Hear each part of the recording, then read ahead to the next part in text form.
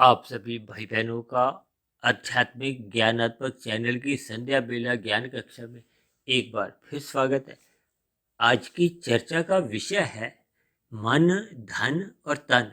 ये तो देखिए प्रथम दृष्टि में जो आपको शायद भाषित हो रहा है, लेकिन मेरा जो उद्देश्य है वो देखिए मन की स्थिति तो मन को ही है, लेकिन ये जो धन और तन में मैंने देखिए दो अलग अलग रंगों से कुछ संदेश देने की आपको कोशिश करूंगा।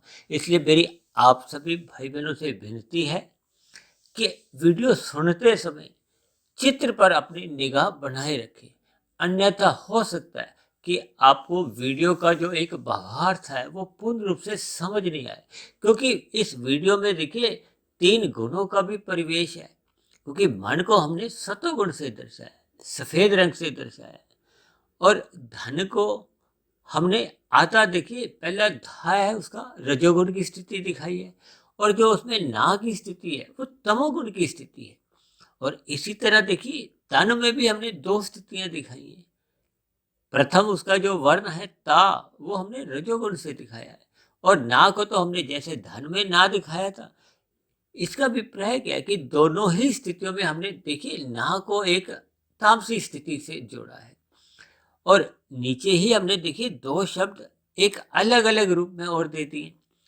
धा और ता को हमने जोड़कर एक शब्द बनाया है, जो उसकी आप सभी भाई बहन भी अपने जीवन में अक्सर कभी ना कभी कुछ ऐसी स्थितियां बन जाती हैं जब हम ये धत शब्द का इस्तेमाल करते हैं। देखिए धत कहते हैं ना, धत तेरे की। कभी कभी ऐसे शब्द बोलते हैं किसी को जब हम धिक्कारते हैं। शास्त्रों में देखिए इसका जो अर्थ बताया गया है कि इसको हटाने से है, एक निंदा रूप से है। यानी कि हमने अपने मिले हुए जीवन में जिन जिन बुराइयों को दूर करना होता है उसको धत कहा जाता है। और ना शब्द भी देखिए जुड़ा हुआ है, यानी कि हमने मन में तो देखिए एक जुड़ाव की स्थिति रखी है, सत्वगुण की स्थिति रखी है, उसलिए हमने उसको तो पूर्ण रूप से देखिए सफेद रंग से दर्शाया है। अब हमने धन को और तन को, जो आपके हमारे आज जीवन का एक महत्वपूर्ण एक स्थिति बन चुकी है, क्योंकि एक साधारण मनुष्य अपने स्थूल शरीर की क्रियाओं में जितना भी भागदौड़ करता है, जितने भी कर्म करता है, उसका उद्देश्य आज कलयुग में क्या बना हुआ है? धन की प्राप्ति करो, धन की प्राप्ति करो। यानी कि मनुष्य के जीवन में मन के स्तर पर वो धन ही धन घूमता रहता है। इसलिए ऐसी स्थिति विशेष में उसका जो मन की जो एक सात्विक स्थिति जो हमें भगवान ने दी है, वो मन हमारा फिर सात्विक स्थिति में कहो, सत्संग में मन नहीं लगता, गुरु के प्रवचनों को सुनने में हमारा मन नहीं लगता। और मैं तो यहाँ तक भी देखिए मेरे एक संज्ञान में आया कि अक्सर लोग मेरे इस आध्यात्मिक ज्ञानात्मक चैनल की वीडियो को भी देखिए मन लगा कर नहीं सुनते। जब जब हम देखिए किसी भी स्थिति विशेष में मन नहीं लगाते, अक्सर हम बच्चों को कहते हैं ना मन लगा के पढ़ो। इसका अभिप्राय क्या है? देखिए आंखों द्वारा यदि हम कुछ देखते हैं, यदि मन नहीं है तो हम दृश्य से सही सही अर्थ या उसका एक उद्देश्य जो हमारा देखने का था उसका हम पूर्ण ज्ञान नहीं ले पाते। इसी तरह सुनते समय भी यदि हम कानों के साथ अपने मन को नहीं जोड़ते, कहते हैं ना तूने मेरी बात सुनी नहीं या अनसुनी कर दी, इसका भी प्राय क्या होता है कि मन से सुनी नहीं।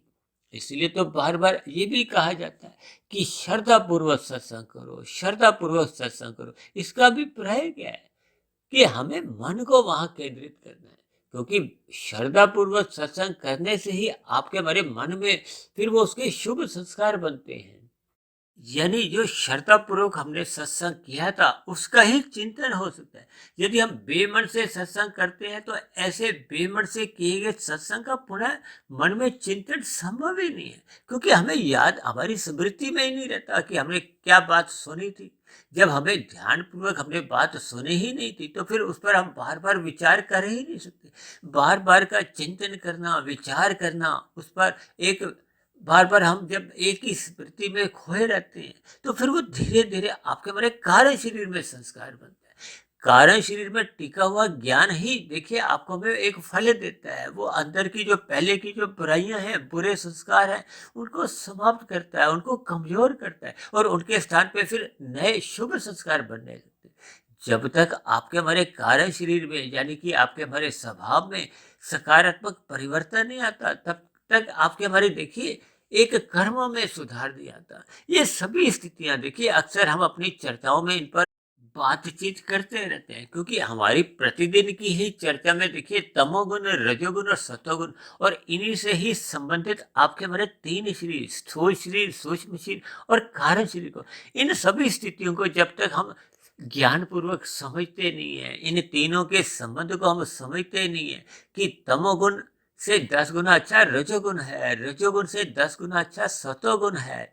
इसलिए तो हम बार बार आप सभी भाई बहनों से भी विनती करते हैं कि ब्रह्म मुहूर्त में उठो, क्योंकि आपकी हमारी शुद्ध कमाई ब्रह्म मुहूर्त में ही होती है। हम अपने मिले हुए जीवन में देखिए सतोगुण का जितना अधिक संग करते हैं वही आपके हमारे जीवन की कमाई है। यानी हम अपने मिले हुए जीवन में जितने जितने अनुपात में अपने कारण शरीर को शुद्ध करते जाते हैं, कहते हैं ना, मन ही बंधन का कारण है, मन ही मोक्ष का कारण है। यदि मन संसार में बंध गया, बंधना गया है, मनुष्य का मन कहाँ बनता है? तन में या धन में। देखिए धन को हो या तन को हो, दोनों की एक ही स्थिति में है। इसलिए मैंने दोनों ही अक्षरों में देखिए ना शब्द को अधिक महत्व दिया है, क्योंकि ना शब्द को महत्व देने का अभिप्राय क्या है कि इससे हमें हटना चाहिए, इससे हमें एक दूर रहना चाहिए। देखिए जब हम ना करते हैं तो इसका अभिप्राय क्या है कि उससे हमें हटना चाहिए। देखिए हटने का अभिप्राय यहाँ तक ही है कि हमने देखिए तन की आवश्यकताओं की तो पूर्ति करनी है, लेकिन तन जो विषय भोगों की इच्छाएं करता रहता है, गंध, रस, रूप, स्पर्श और शब्द, इन 5 भोगियों की विषयों की और उसकी एक लोलुपता बनी रहती है। बार बार इन विषय भोगों का वो संग करना चाहता है और इसी संग में उसको रस मिलता है। इस रस को एक पूर्ति के लिए वो मनुष्य धन कमाता है। हालांकि धन कमाने की देखिए किसी भी प्रकार से कोई निंदा नहीं है, कोई विरोध नहीं है, क्योंकि धन तो आपके हमारे जीवन की एक सुरक्षा है। हम धार्मिक कार्यक्रम भी जितने भी करते हैं उसमें भी धन की आवश्यकता होती है। हम प्रतिदिन की दिनचर्या में अपनी आवश्यकताओं की पूर्ति के लिए भी हमें धन चाहिए, यानी कि हमें धन कमाना है, लेकिन कितना कमाना है। इसलिए तो बार बार शास्त्रों में इस बात को जोर देकर कहा गया कि प्रथम स्थान पे धर्म को रखो। धर्म का अभिप्राय सत्वगुण से होता है, सत्वगुण की मर्यादों में रहते हुए हमें धन कमाना है। यानी कि पहला पुरुषार्थ क्या है? धर्म। दूसरा है अर्थ। अर्थ को ही देखिए धन कहा जाता है। किसके लिए? कामनाओं की पूर्ति के लिए। कामना का अभिप्राय यहाँ आवश्यकताओं से है। जब जब हम भोग प्रेरित इच्छाओं को अपने मन में जन्म देते हैं, तब ये भोग इच्छाएं जो कि गंध, रस, रूप, स्पर्श और शब्द की, ये फिर बढ़ती जाती हैं। आरंभिक स्थितियों में देखिए ये आवश्यकताएं सीमा में होती है, क्योंकि आपके हमारे स्थूल शरीर की तो देखिए एक आवश्यकताएं होती है। दाल रोटी चाहिए, 2 4 5 जोड़ी वस्त्र चाहिए, रहने को घर चाहिए। लेकिन जब जब हम अपने विषय भोगों को अधिक महत्व देते हैं, खाने पीने में दाल रोटी नहीं, हमें मलाई कोफ्ता चाहिए, शाही पनीर चाहिए, खीर चाहिए, पापड़ चाहिए, यानी कि देखिए इन पदार्थों का अधिक सेवन से वैसे एक बुराई नहीं, लेकिन जब हम इनको रस बुद्धि से, आपके हमारे स्थूल शरीर की आवश्यकता नहीं है। आज ब्याह शादियों में देखिए कितने ही प्रकार के व्यंजन तैयार होते हैं। अब उन व्यंजनों को यदि हम रस पूर्वक अधिक मात्रा में लेते हैं तो आपका हमारा स्वास्थ्य भी बिगड़ता जाता है। कहते हैं ना, कम खाने से कभी भी आपके हमारे कोई रोग नहीं उत्पन्न होता, लेकिन अधिक खाने से वो अधिक खाया हुआ पचता नहीं, क्योंकि आपके हमारे स्थूल शरीर की एक सीमा है, इस तन के खाने की एक सीमा है। उससे अधिक जब हम खाते हैं तो फिर वही अधिक खाया हुआ एक रोग को जन्म देता है, और रोग मनुष्य को देखिए दुख देता है। आज संसार में इतने अस्पताल बढ़ते जा रहे हैं, और भोगों के विषयों में तो देखिए 24/7 का जो एक विज्ञापन आते रहते हैं। 24 घंटे आप भोग कर, 24 घंटे यानी कि 7 दिन 24 घंटे हम विषय भोगों का ही जब चिंतन करते हैं, फिर उस चिंतन से प्रेरित होते हुए हम धन भी कैसे 2 के 4 करते हैं, 4 के हम 40 करते हैं, फिर 4000, 4 लाख। इसी तरह आपके हमारे जीवन में देखिए लोभ बढ़ते बढ़ते वो संग्रह वृत्ति का एक आरंभ हो जाता है। फिर वो संग्रह वृत्ति ही कब महासंग्रह में हमें आपको एक धकेल देती है, नीचे गिरा देती है। इन सभी स्थितियों में मनुष्य का देखिए पाप कर्मों का होना एक सहज स्थिति बनी रहती है। इसीलिए तो मैंने देखिए आज की चर्चा में धन और तन 2 शब्दों से देखिए बहुत ही संदेश दिया है कि इनसे हमें देखिए ना करनी है, हमें इनकी एक निंदा करनी है, क्योंकि शास्त्रों में तो बार बार कहा गया है कि तमोगुण की निंदा करो, रजोगुण के प्रति उदासीन रहो और सतोगुण की प्रशंसा करो।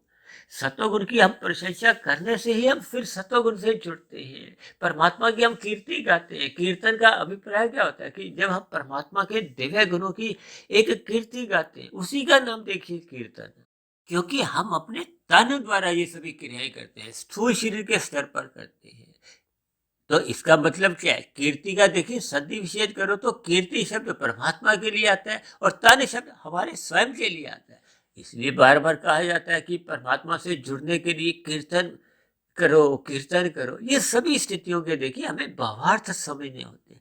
देखिए आज मैंने धत्त शब्द को अधिक महत्व इसलिए दिया क्योंकि मनुष्य देखिए रजोगुण को अपने जीवन में बहुत अधिक महत्व देने लगा है। ये सारा संसार देखिए संसारी आकर्षणों से भरा पड़ा है। ये माल की स्थितियां आप देखोगे कि इतने भोग विषय आपको हमें अपनी ओर आकर्षित करते हैं। ये संसार एक आकर्षण रूप में आपको हमें एक बांधता है। इसलिए हमने इसको देखिए एक रजोगुण के रंगों से तो दर्शाए।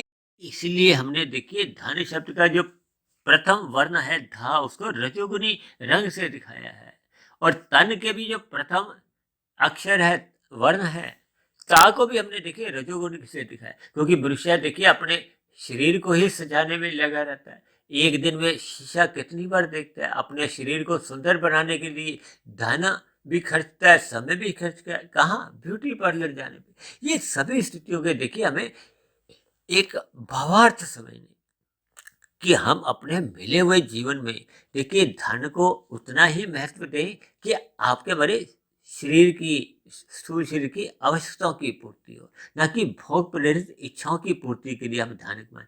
तब ऐसी स्थिति विशेष में मनुष्य पाप कर्मों से भी बचा रहे। जब जब मनुष्य में देखिए धन के प्रति लोभ आता है, संग्रह वृत्ति जन्म लेती है, तो फिर वो अनीतिगत कार्य करने लगता है, छल कपट ठगी हेरा फेरी करने लगता है। इन्हीं छल कपट ठगी हेरा फेरी करते करते वो अपना पाप कर्मों का कर्माशय बढ़ाने लगता है। जबकि आपका हमारा स्थूल शरीर देखिए सदा ही एक शिथिलता की ओर जा रहा है। युवावस्था में कुछ स्थिरता रहती है, उसके बाद प्रौढ़ अवस्था आती है, फिर वृद्धावस्था आती है। इन सभी स्थितियों पर मनुष्य विचार नहीं करता। इसीलिए मैंने देखिए नीचे जो दत्त शब्द और दो बार ना लिखा है, यानी कि हम एक ही स्थिति विशेष को हम दो बार कह रहे हैं कि ना, यानी कि इन स्थितियों से हमें बचना है। हमें धन की जो एक अति है, यानी कि जो हम और अधिक धन कमाने की जो एक प्रवृत्ति बनी रहती है, उसको हमने ना करनी है। इसी तरह तन को जो सजाने की स्थितियों में हमने उसको जो ना शब्द का अभिप्राय है, उसको ना करना। इसीलिए मैंने देखिए नीचे धत शब्द भी लिखा है। धत शब्द का अभिप्राय ही अपने आप में जैसे हम बुरी आदतों को जैसे दूर करते हैं ना, हटाते हैं, दुत्कारना को, धित्कारना को। देखिए ये सभी के सभी शब्द बहुत ही एक प्रेरणीय है। इनसे हमें शिक्षा लेनी है, हमें ज्ञान पूर्वक इनसे एक अपने जो बुराइयों को, अपने व्यसनों को हमने दूर करना है। कहते हैं ना कि ये अफीम की है, ये नशेड़ी है। आज मनुष्य देखिए गुटखा खाते हैं, बुरे व्यसनों में उनकी आदतें बिगड़ चुकी हैं। तो इन सभी स्थितियों से, इन सभी बुराइयों से अपने मिले हुए जीवन में हमें बाहर आना है। तभी तो आपके हमारे मिले हुए जीवन का एक महत्व होगा। यानी कि कुल मिलाकर हमने अपने तन को भी स्वस्थ रखना है, हमने अपने धन को भी स्वस्थ रखना है।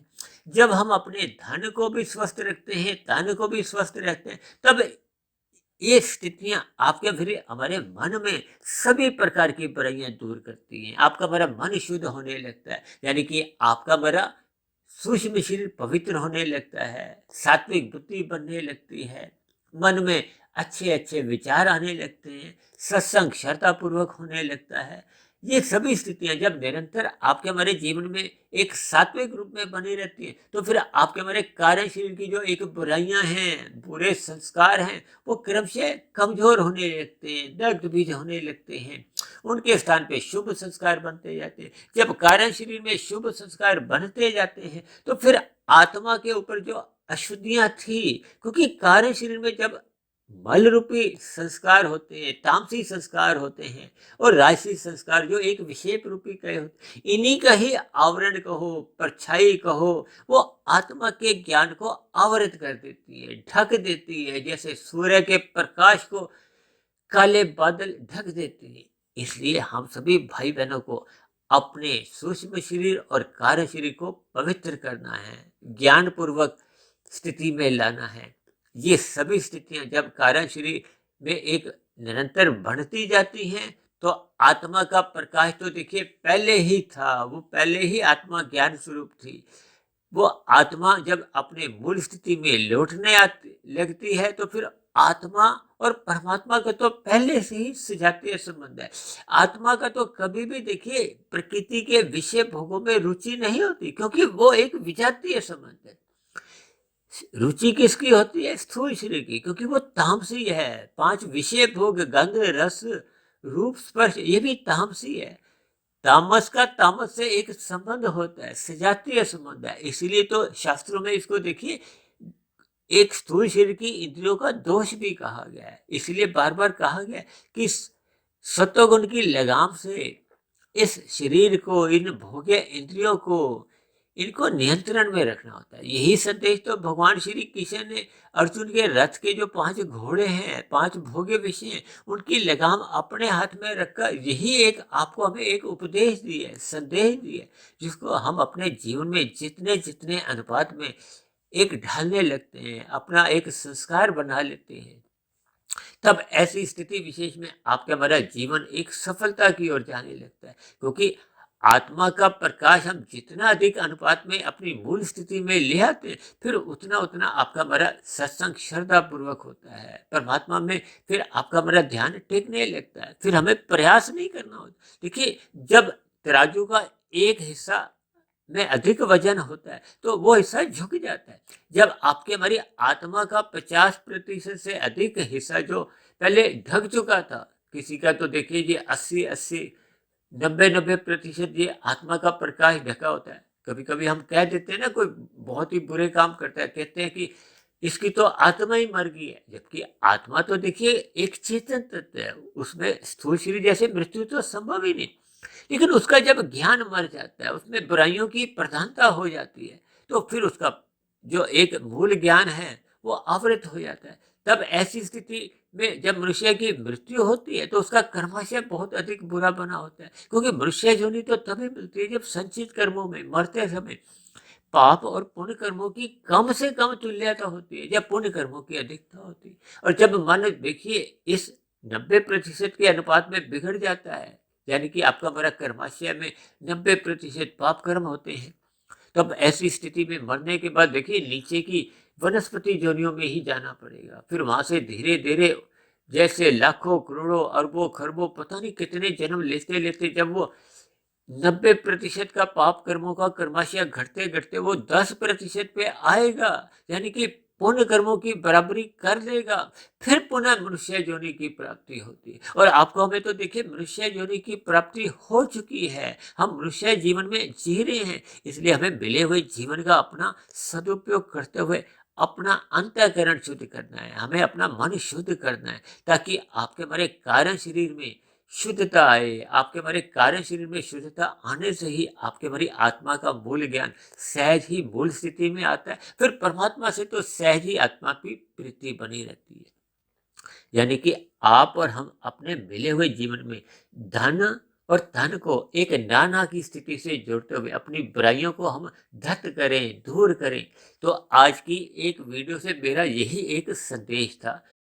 यदि मेरा संदेश आपको समझ में आ गया हो और आपको अच्छा लगा हो, तो मेरी आप सभी भाई बहनों से विनती है कि इन वीडियो विशेष को आप अधिक से अधिक भाई बहनों में शेयर करते हुए समाज में सतोगुणी वातावरण का विस्तार करें, ताकि समाज में भाईचारे का वातावरण हो, परमात्मा में हम सभी भाई बहनों की एक प्रीति उत्पन्न हो। यानी समाज में कलयुगी वातावरण में क्षीणता आए, सतयुग वातावरण बनने लगे, ऐसी सभी शुभ स्थितियां जब आपके हमारे जीवन में नित्य हलचल बनी रहती है, तो फिर परमात्मा की प्रीति सहज ही बनी रहती है। तो ऐसी सभी शुभ स्थितियां हम सभी भाई बहनों के जीवन में तभी बन पाती हैं, जब हम तमोगुण को और रजोगुण को एक मर्यादा में रखते हैं और अपनी बुराइयों को धक्का देते हैं, धिक्कारते हैं, अपने जीवन से निकालते हैं। अनावश्यक विषय भोगों के प्रति हम उदासीन रहते हैं, उनको हम ना कहते हैं और परमात्मा से जुड़ने के लिए सदा ही अपने मन की शुद्ध स्थिति बनाए रखते हैं। तो ऐसी सभी शुद्ध स्थितियां आप सभी भाई बहनों के जीवन में भी जल्द से जल्द बनने लगे। इन्हीं शुभ कामनाओं के साथ आज की चर्चा विशेष को अब हम यही विश्राम देते हैं। कल सुबह फिर मिलते हैं ब्रह्म मुहूर्त उपदेश कक्षा में। तब तक आप अपने आध्यात्मिक मित्र सुधीर भाटिया फकीर को इजाजत दें। आप सभी भाई बहनों को बहुत बहुत शुभ रात्रि और सुबह ब्रह्म मुहूर्त में उठने के लिए मेरी ओर से आप सभी भाई बहनों को बहुत बहुत शुभकामनाएं, ताकि हम सभी भाई बहनों का मन शुद्ध होता जाए। चर्चा विशेष को सुनने के लिए आप सभी भाई बहनों का बहुत बहुत धन्यवाद।